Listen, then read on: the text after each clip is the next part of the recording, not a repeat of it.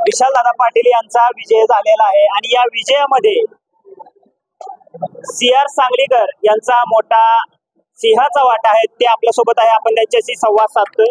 साहेब नमस्ते. नमस्ते. एका अपक्षाला या सांगलीकरांनी स्वीकारले, काय सांगा? ना हा जो इलेक्शन झाला म्हणायला पाहिजे आपण की ह्या लोकांनीच म्हणजे जनतानीच हातात घेतलं होतं, म्हणून जनतेच्या आशीर्वादानेच विशालदादा पाटील प्रचंड बहुमताने निवडून आलेले आहेत.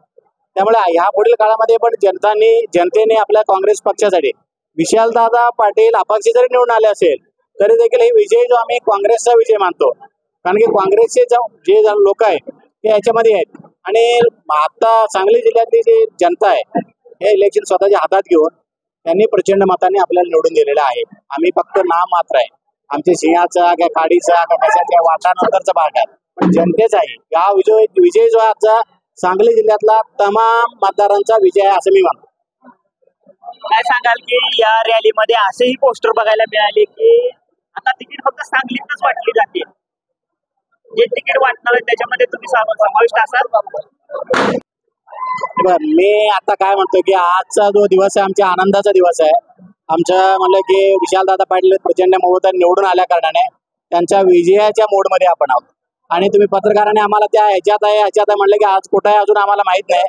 मी आज एक म्हणजे काँग्रेसचा सामान्य कार्यकर्ता म्हणून इथे उपस्थित आहे. कार्यकर्त्याला जे काय करावं लागेल, कार्यकर्त्याला कुठेही जाऊन बसवलं, बाबा तू हे काम कर, ते काम करायची माझी तयारी आहे, एवढंच सांगू शकतो. विरोधकांकडून याला म्हणजे ज्यांनी कुरघोड्या केले त्यांचा हिशोब चुकता करणार अशा भाषेमध्ये काही लोकांना त्यांनी खडसावलं होतं. त्याबद्दल काय सांगा त्यांच्या भूमिकेबद्दल?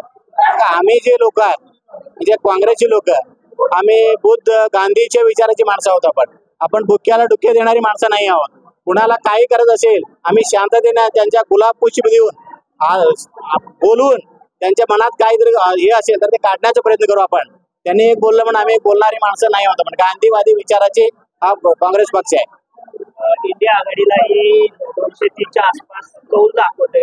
देशामध्ये काय होईल सर, काय परिस्थिती होईल? बघा आता घास हातात आलेले आहे, ते तोंडात पडणार का खाली पडणार हा वेळ अजूनही आपल्याला संध्याकाळ रात्री पण कळेल. आज अजून की थोडं आत्ता बोलणं म्हणजे थोडं घाई होईल. एक संध्याकाळपर्यंत थांबा, तुम्हाला सगळं व्यवस्थित चित्र क्लिअर होतील.